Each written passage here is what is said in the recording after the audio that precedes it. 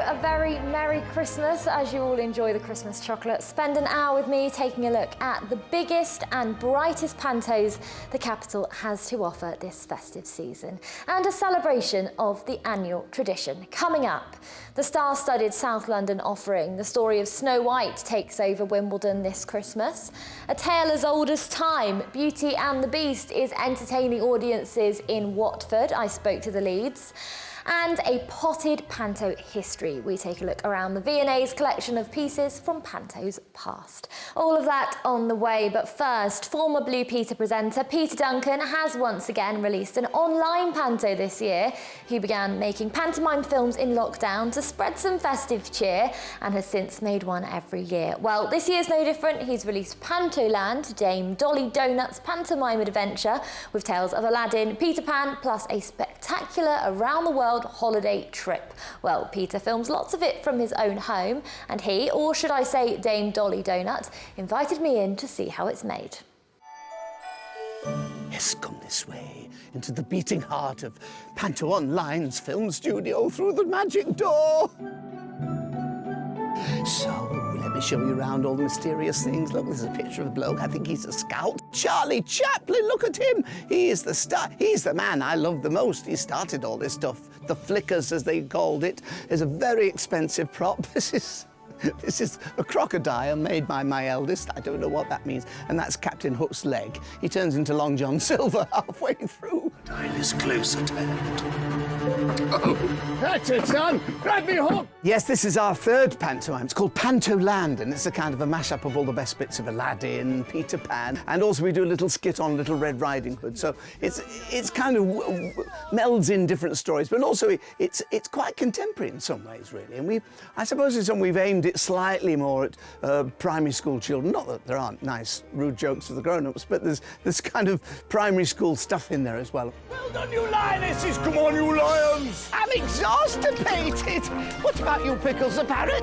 I'm very tired too! In the garden that we've just walked through to get to my secret shed in the woods is where it all began, really. It was kind of a whim, really. Sometimes you get distracted and you get an idea and you just brush it away, and this was one of those ones where it just kept nagging at me, and I thought, I've got to do it.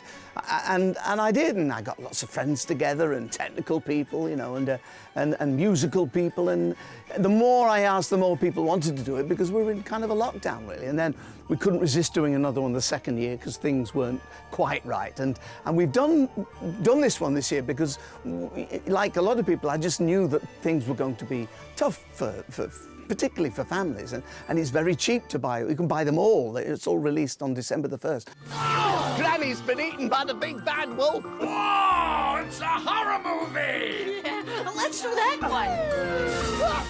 Being joined by Buttercup the cow, Sid the shrimp, and Willy the worm. Oh! How many? Over the previous 2 years, we had such great press and such great compliments for the kind of thing we were doing, because it is a bit different doing it on the screen. I think it enhances the experience. I mean, you still shout at the characters on screen. If you get your timing right, they give, you know, they shout back at you. Well, obviously they shout back at you because it's on film. And then I think what's worked well is that you can get very intimate. If you tell a story like Button's love for Cinderella or Dame Trot's, my previous characters, you know, sort of desperation about her son Jack, and you can get into a much more good storytelling place, really. And in Cinderella, I was obviously not. I was a bit more like this. I was Billie Eilish, so I played a different kind of character. I can slip between them, really. They're all essentially dames, usually northern. Eat up. I can't. We did have a tricky day. It was in the middle of July, and my daughter, Aladdin, was arriving by magic carpet, and I insisted on having a go, but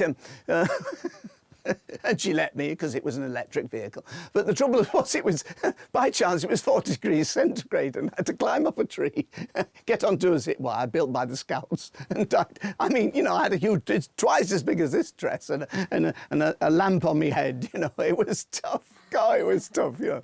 And I've got a mate who's a fireman, and he was tying me up on the zip wire, which obviously you can't see on the screen by screen of magic. But yeah, no, that was, and I had to keep doing, you know. And if you're wearing a harness, you're in a dress, it's tough. But fortunately, I'm very tough, so it was all right. Feel good pantomime. It's a good old panto show.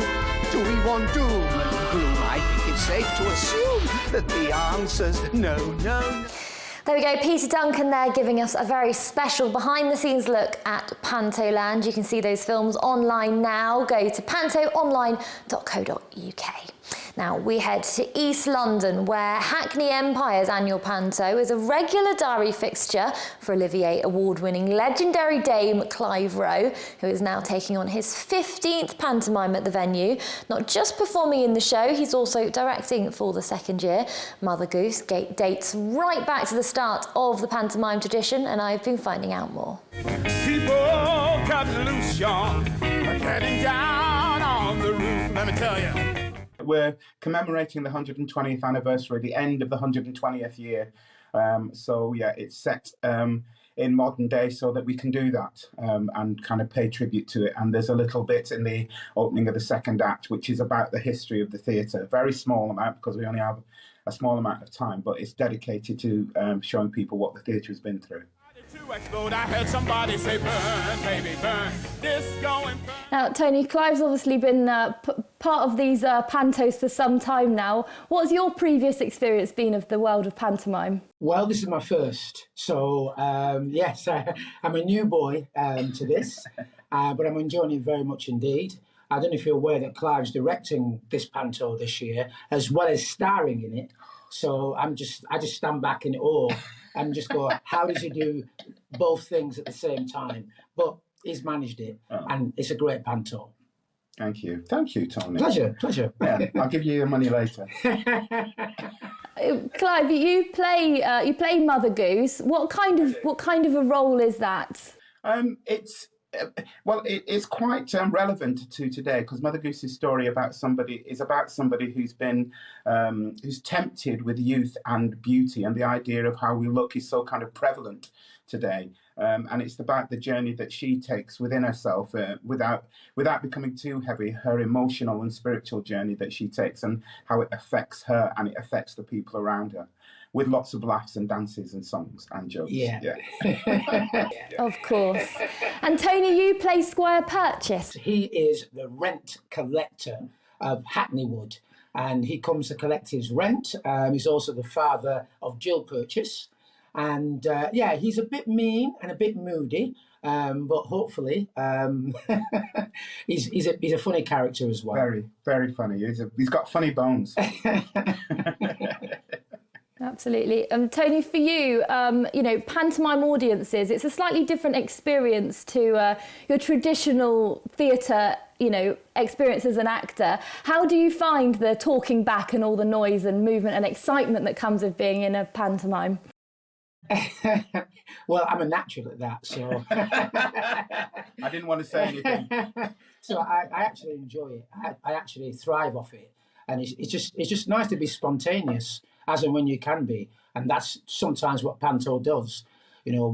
Sometimes we have props that don't work, so sometimes you have to carry on and do that in front of a live audience, and there's nothing like it. There's absolutely nothing like it. It's a great experience. Does you're sat in your dressing room at the moment? Does it feel like a home away from home for you now? Oh, absolutely, absolutely. It's a mini flat in Hackney. In fact, I've forgotten what my home looks like. Clive, for you, obviously we touched upon, panto tradition, the way the audience behaves, those kinds of moments that you can't really prepare for in pantomime. Over the time that you've been doing it, are there any kind of moments that really stick in your memory of times that, maybe the audience haven't behaved themselves or something's happened that's quite unexpected?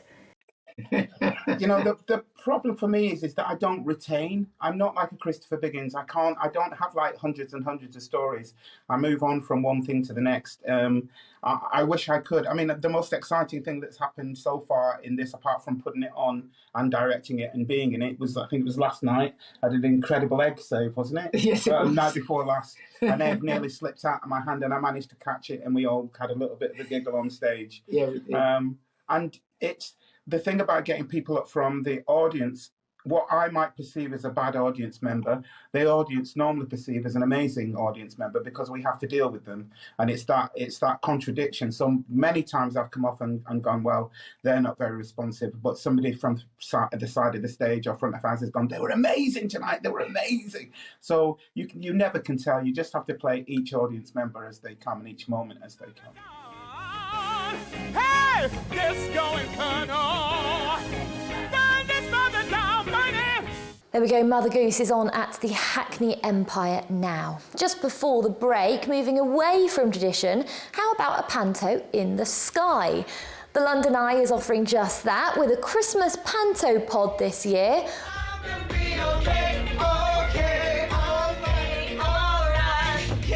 One of the pods at the London Landmark has a theatre-style makeover with velvet seats, lights and even a stage.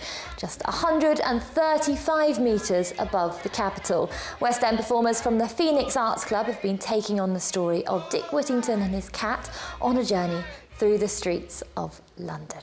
Something very different for audiences there. Right, it's time for a break now, but don't go anywhere, because coming up, Wimbledon's all-star cast featuring Dick and Dom, Brenda Edwards, Ruthie Henschel and many, many more.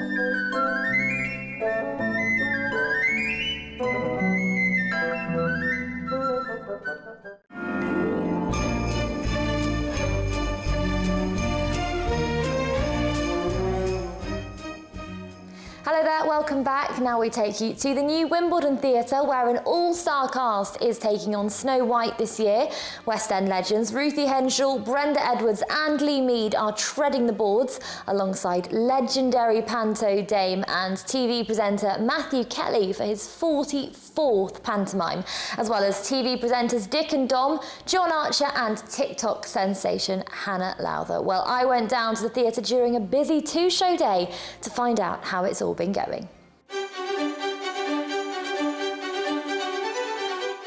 I find it absolutely soul-lifting, because the kids absolutely are in it 100%. There's no doubting that they are in Pantoland, and that's what I love. It's incredible. And for me, who's never done Panto, to have that sense of them being another character, because there's heckling and there's laughter and there's booing and all of that. So it is an incredible joy to do it with kids. Have you had any moments so far in the run, you know, that unexpected that happens in pantomime? Anything that's thrown you off your feet a little bit in the show so far? Try everything. Yeah, I was going to say, you can't pick one. You have to be completely on your game, because anybody can say anything. It is a different show every day. A lot of people say, how do you do the same show 8 times a week? And it's a different show, because we've got a different audience and there's a different reaction, which sparks a different response. It's you know, it's a dream to be part of such an amazing show with such a talented cast. I'm just loving my life. Yeah, it is. It's really something. Everyone does what they do brilliantly. So you're just watching people on stage being marvellous and funny and talented and just having a really good time. So what's not to like? I play Princess Snow White. And I'm Prince Lee of Lambeth. Yeah. Really inventive name, actually. Prince Lee. Half me and half Prince. Yeah. I've done Panto before a few times, but not as much as Lee. Yeah, I think I've done 11 or 12 now. So yeah, I'm getting closer. Yeah, I'm notching them up. So. Does it feel like a normal part of Christmas for you now? I think so. Yeah, my daughter Betsy's now 12, and she was 3 when she saw the first one that I did in Cardiff, and she came on Saturday and really enjoyed it. Yeah, with Mum and Dad, and it's a busy time of the year, but it's a lovely time of year as well, isn't it? Just to be together and put on a show. Yeah. There are things that have thrown me off. Me and Brenda sing a duet, and as we're going to start it, someone shouts out, "Have a gin and tonic!" Oh, really? And me and Brenda were looking at each other like, "Oh my god, oh my god, oh my god!" Don't know. Yeah, Oh my God. shouted it so loud. You have to just like forget Yeah. and just live in Panto land. Well, one of my granddaughters opened in Panto in Bognor last night. Really? Yeah, and in fact, one year, me, my son, and one of my grandsons were all in different Pantos around the country. There. See that? Are you impressed with that? He's like Panto royalty. You are I am. 44. This is my 44th. 44th Panto. 44, Alicia, and counting. I thought I'd bring this for you because I am playing Mrs. Nellie Night Nurse. Look at the state. I couldn't bring my frocks because they're just so outrageous. So you have to pay good money to see them. Yeah. I'm telling you. You look wouldn't at fit this. the frocks in the room, to be honest. You would not, no. Classic. I'm classically You haven't got all trained. your slap on though, have you? You do have some lovely makeup. My makeup is fantastic. Yeah, I don't know how I developed that makeup. It's outrageous. It looks like you've hit the boots section of makeup at about 35 miles an hour. It really does. It does, yeah. Oh dear, what a state. Clapham gets a mention, Wimbledon gets a mention, Richmond gets a mention. Yeah. Although nobody in Wimbledon would be seen dead in Richmond, wouldn't they? No. No. That's a rough area, isn't it, Richmond, for the Wimbledon people. This is about the 5th time I've been in Wimbledon. I really love this series because it's perfect for it as well. And the great thing about the Pantos in Wimbledon is they are expensive. They look fabulous, they're glittery, they've got great scenery, they've got fantastic costumes, the music is sensational. And of course you've got Brenda Edwards, what a singer. And a ukulele, got a ukulele as well. And he's got a ukulele. Who could want for more?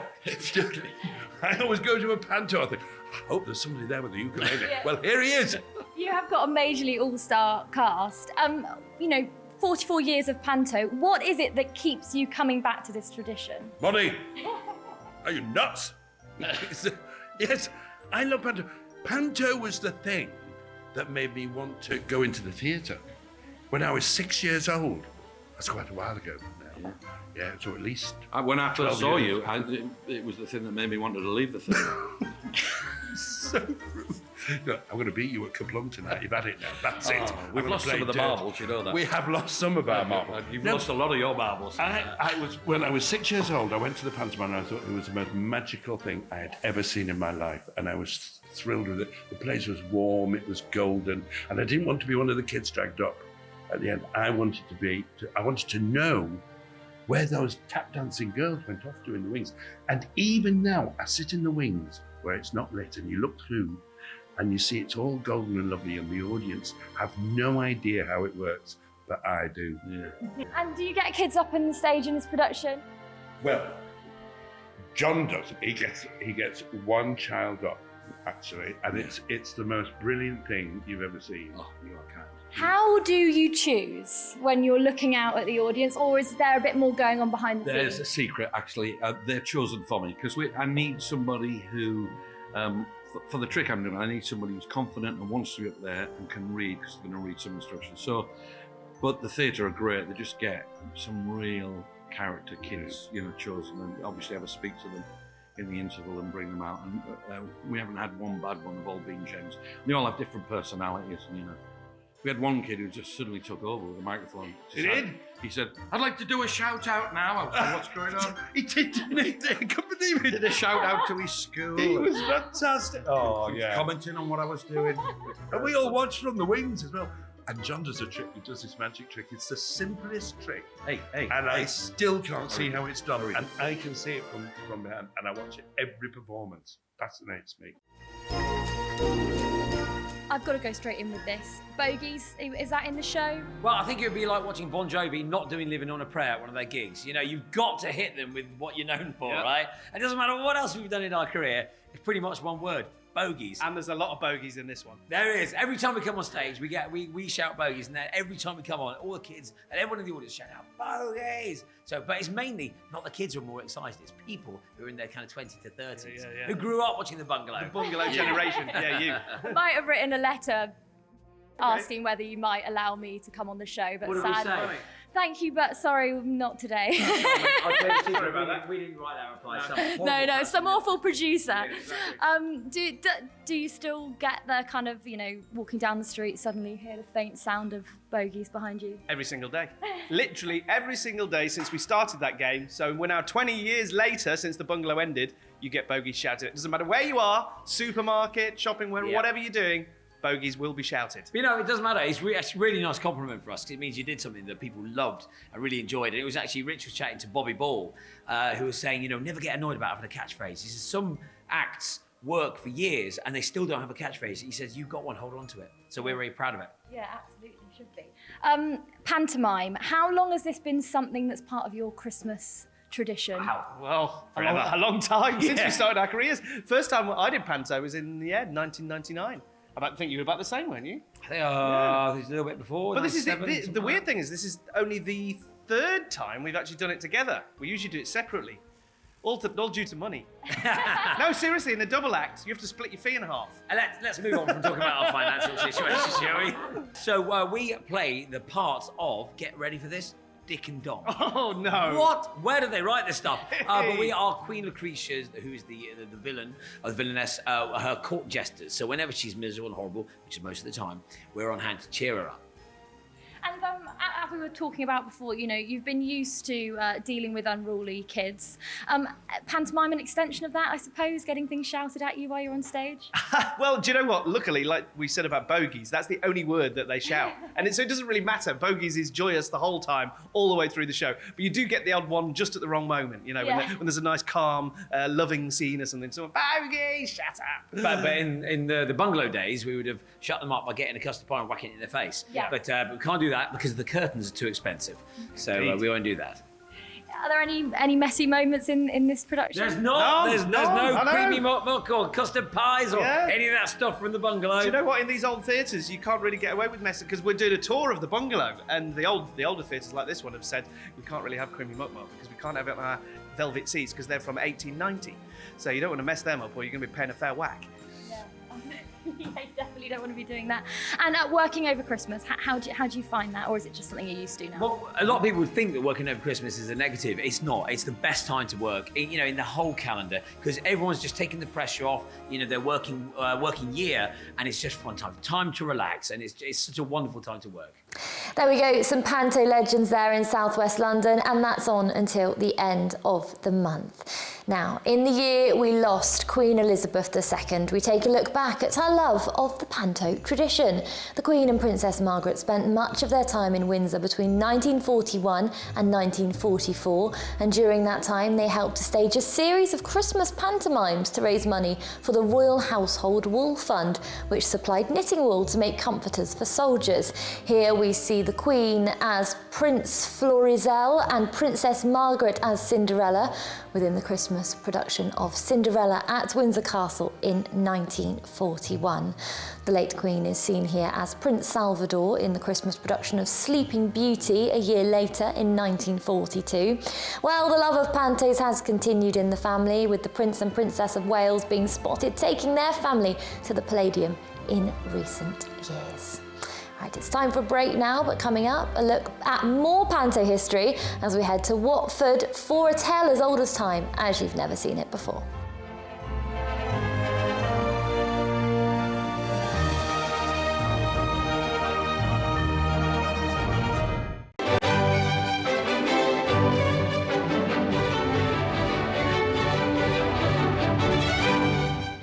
Welcome back. It's time now for the history bit, with Panto having many links back to the capital. I went down to the Victoria and Albert Museum to see more of the archives from pantos of Christmas past. Senior curator at the museum and pantomime expert Simon Sladen gave me a very special private tour looking at the collection.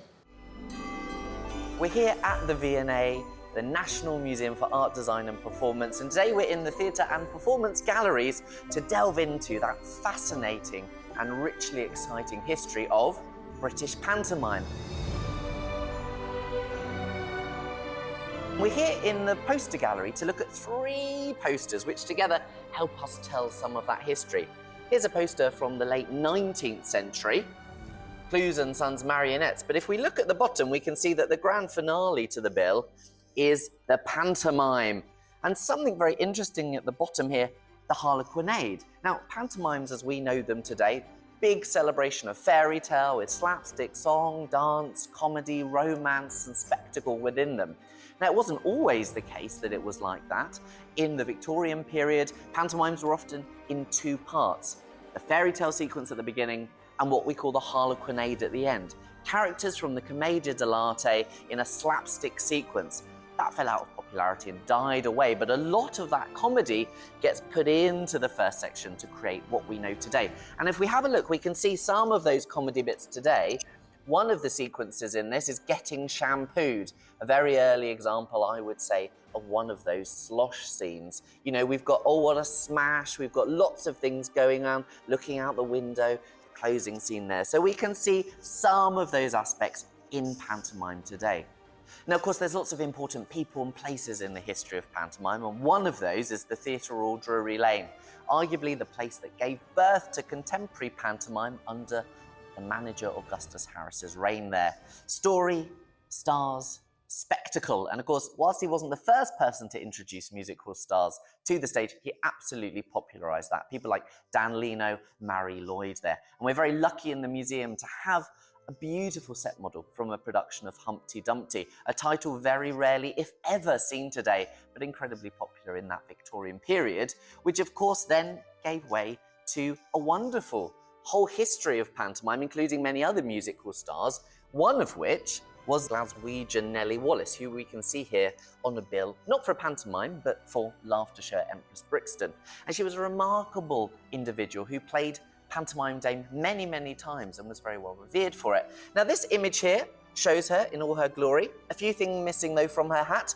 If you saw her in the audience, you would be witnessing maybe a daisy in her hat, maybe a feather, and maybe somewhat unusually, a fishbone or a lighted candle. Known as the essence of eccentricity, she had an amazing piece of set business where she dropped something on the stage, and because of this very tight costuming, and she always had a very tight skirt, she would sort of jump down onto her back and then shuffle along the stage to pick it back up. That wonderful physicality, which we see stretching all the way back to the commedia dell'arte, that slapstick sequences, those strolling plays throughout Italy that make their way to the UK. Now, many people are not aware of the long history of female pantomime dames, and of course, each season there are some across the UK. This year, there's 245 pantomimes, which is amazing, considering the challenging times that we've been through in the last couple of years with COVID. And of course, Jack and the Beanstalk is the pantomime at the London Palladium this year, the venue which really is the home of pantomime, inheriting that mantle from Drury Lane. And of course, who's playing Dame Trot this year? The one and only Dawn French, alongside many familiar favourites that have been in the pantomime since it came back to the venue in 2016. And of course, Jack and the Beanstalk, one of the most popular pantomime titles this year, second to only Cinderella. And Goldilocks and the Three Bears was the title of choice in 2019 at the Palladium, a title not seen as much, and of course other titles that the Palladium have staged over the years. Humpty Dumpty and Mother Goose. And this year is a big year for Mother Goose. Ian McKellen is travelling the country in his version. And we've also got Clive Rowe at the Hackney Empire and Berwick Kayler, who's in Old Granny Goose in York. So a bumper season for some of those more unknown titles, for some of those premier dames performing those roles, and of course, a female dame at the London Palladium, as well as Gary Wilmot, who's also playing Dame as the Queen. So a double Dame year for the London Palladium. So here we've got some of our thousands of costumes that we hold in the V&A's National Collection of Performing Arts, and of course celebrating the wonderful world of clowns, but of course of pantomime. Now this is a wonderful Dame costume designed by Mark Walters, who's designed this year's Palladium pantomime Jack and the Beanstalk, but for Berwick Kayler this year, playing in Old Granny Goose in York. This was for a production where he celebrated his 40th year playing Dame in the Grand Old Dame of York. And you can see back in 1996, he played that role and all the many other titles: Aladdin, Beauty and the Beast, Old Mother Millie, Dick Whittington, Jack and the Beanstalk, Babbies in the Wood, and again, 2003, Mother Goose. And of course, pantomime has a lot of genre conventions, one of which is that cross-dressing. And so whilst you won't always have a pantomime dame. Generally you do, and it's very frequently played by a man. Now, sadly, the tradition of female principal boys is not as dominant as it once was, and probably between 8 to 10% of pantomimes today have a female principal boy in. And we're incredibly lucky to have a very rare costume in our collection, which is this ensemble for Dick Whittington, worn by Bay Harrington. Bay Harrington would have been expected to provide her own costume, and she came from a family of tailors. And when mounting this garment for display, we realised that this wonderful ensemble would originally have been a ball gown, innovatively changed, transformed, transformation a central theme of pantomime, of course, into this stunning ensemble, starting at that hat with that wonderful plumage all the way down to the cape. And of course, when we look at the principal boy and the pantomime dame together, we see some of that colourful, vibrant, glittering world of pantomime that takes over theatres across the UK each Christmas and brings entertainment to young and the young at heart. Now, something old to something new. We take you over to Watford, where a retelling of Beauty and the Beast is the offering this year. It takes the traditional story and gives it an update with some songs you might recognise. Well, I've been chatting to the pair starring as Beauty and the Beast.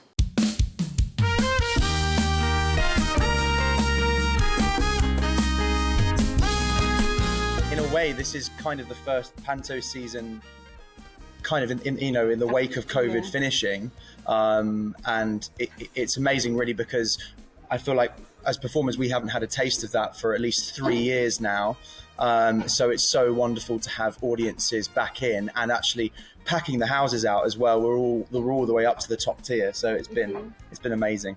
So Beauty and the Beast, characters we all know well. How have you been finding taking on those roles? Yeah, so obviously the actual traditional story of Beauty and the Beast is a little bit different to ours. So it's really fun to play those characters that everyone knows and loves, but with a little twist. So they're not quite expecting exactly what they get, but it's really fun to play with. Yeah, it's kind of a fresh piece of writing, still with the same premise, as you say, of Beauty and the Beast, but obviously with it's like a jukebox musical, really, with hits that people know. So it's almost like people are singing along as well. And how does this differ from the usual story that we know?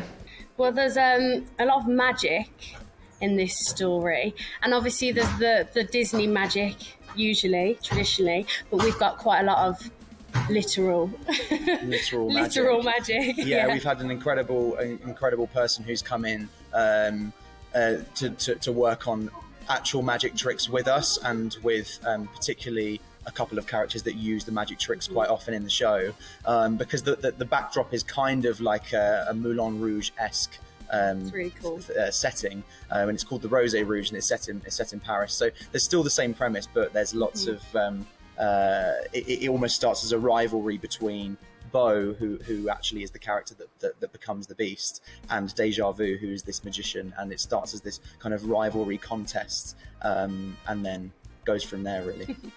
And are there any really special moments to you in the show that really stick out? Yeah, I'd be interested to see if you agree with me or not, but there's basically a moment that involves us too. In Act 1, basically my character Beau, pre-Beast, more spoilers, but pre-Beast wants to try out for the talent contest, so he ends up singing a song to try out for the competition, and it's actually Sky Full of Stars by Coldplay, and it's obviously such an uplifting, feel-good number that everyone's going to know, and Belle is basically an aspiring artist in this show, so we basically do like a team up of Belle painting this Parisian sort of skyline and me singing the song. And there's such incredible lighting. We've got an amazing other actor, Robin Johnson, who plays Can-Cans on guitar, and an amazing band. And just the lights are sort of swirling around. There's a brilliant lighting effect. The kids are all and singing. It kind of literally lights up the auditorium, so you can see the kids just really interacting with it and looking up and being mesmerised by it. So that's really good to feed off. Yeah, I actually like one that we're not in, but we appear in. But it's the same section. It's the talent competition, but it's Deja and Sarah so-and-so, and they do like this massive magic act, and it's going wrong, but it's going right, and I just think it's hilarious, and I love hearing the kids like, it's behind you, it's Cinderella. They really get going on that bit, and then we appear at the end, and it's like, wow. And I just love seeing that they're genuinely like How in did the you magic. do that? Yeah. Rehearsal, that's how we do it. Well, Beauty and the Beast is on at Watford Palace Theatre until the end of the month. It's time for one more break now, and in the final part, a glimpse behind the scenes at the costumes in Croydon. Don't go anywhere.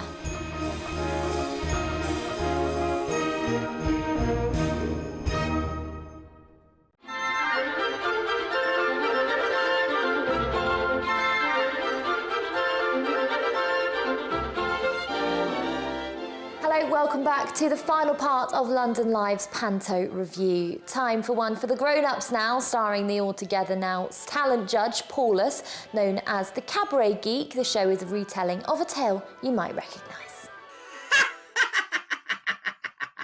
If I tell you, Alicia, that I'll get you, my pretty, and your little dog too.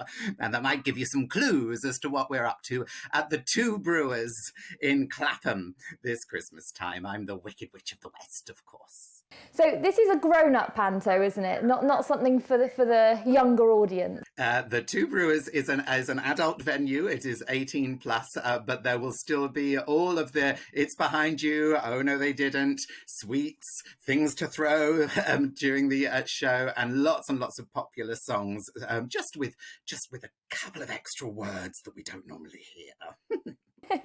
What is it about the panto tradition that made you want to take this on? Well, for me, I like to be a baddie at Christmas time because it's very, very cold and I don't like children, so I just get to be miserable all Christmas long. And you look amazing. How long does this take to get ready? I've been up since 8. Thank you, Alicia. You're welcome.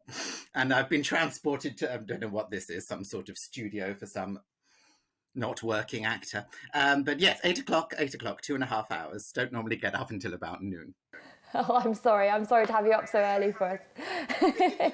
Have you always loved panto? I mean, did you go to pantos growing up? Is it a passion for you?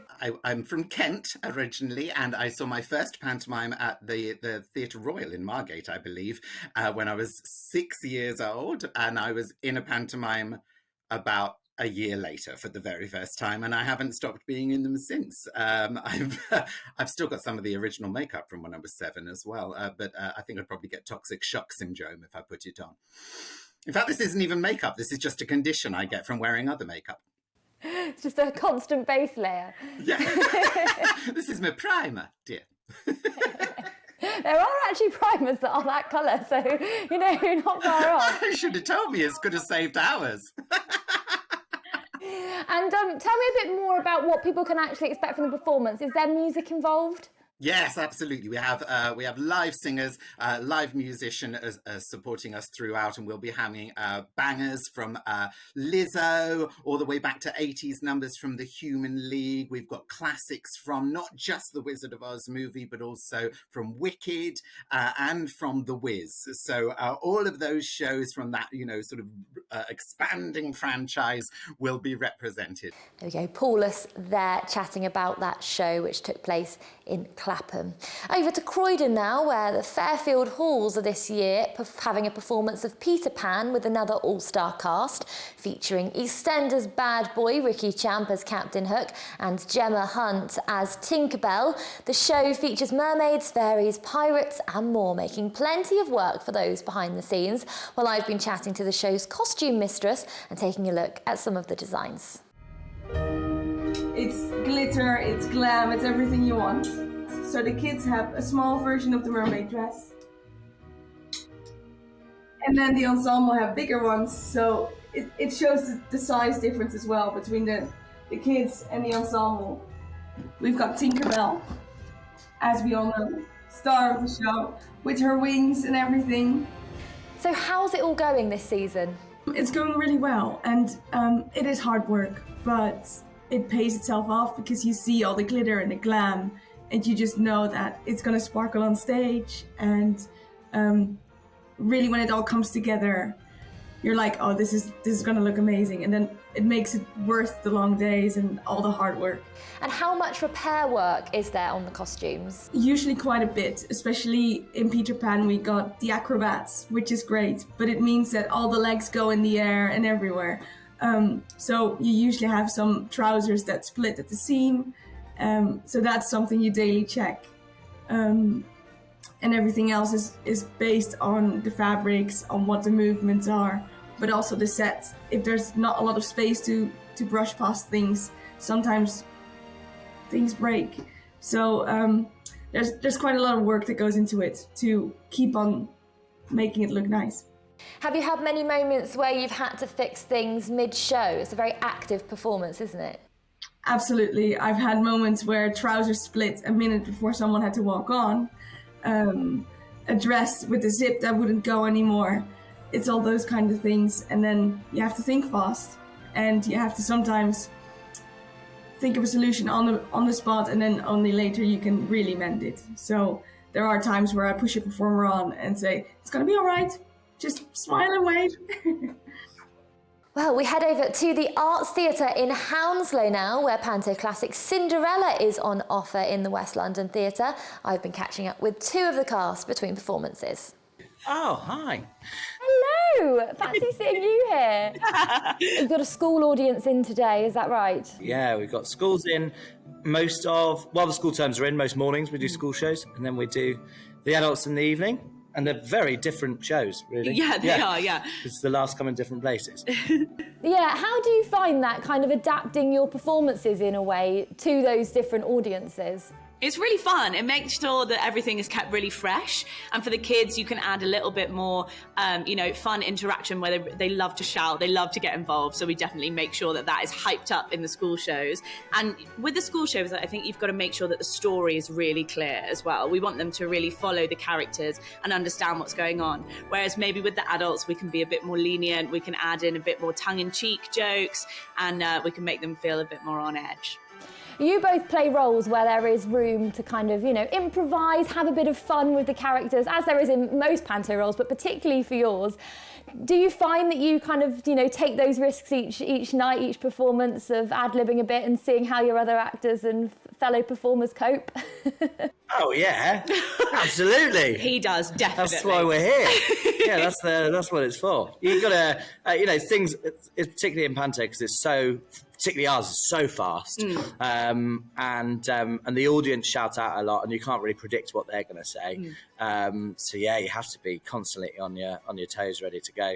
And it's often quite fun to throw something in and see if anyone catches on to what's especially when it's Christmas, everyone wants to have some fun. In the evening shows, people have had a mulled wine, and then us on stage, we want to make sure that everyone's paying attention. So we like to throw in something new. We change it as well. We change the script has open-ended areas where we'll read the paper in the morning and then add see what slots in. Yeah, which at the moment is quick. What are some of the stories that you've been talking about in the show or making reference to in the show so far? We've had quite a few prime ministers this year. We've had politicians go on TV shows. Yeah, everything's gone a bit crazy, really. So don't want to give too much away. But yeah. If you need news, we'll probably include it. Yeah, there's an energy crisis. We got that. We've got crisis of Parliament. We've got that. We've got that. You find a crisis, we'll have it. Yeah. How have you found the process of going from the rehearsal room to on stage? Because as we've been saying, obviously, there is a big change in Panto when you get it in front of an audience, isn't there? Yeah. Rehearsals were very funny. We're all making each other laugh constantly, which was really nice. But you do get to the end of it and you go, we need an audience. Like, there's only so many times we can pretend to be, year 6 children shouting out. So it's really lovely to finally have a room full of people who don't know what we've got in store for them, and we can surprise them and just feed off their reactions. It's so lovely. And with that, the show comes to an end. Thank you for joining me for a look at the capital's ever-evolving Panto scene. From all of us here, Merry Christmas.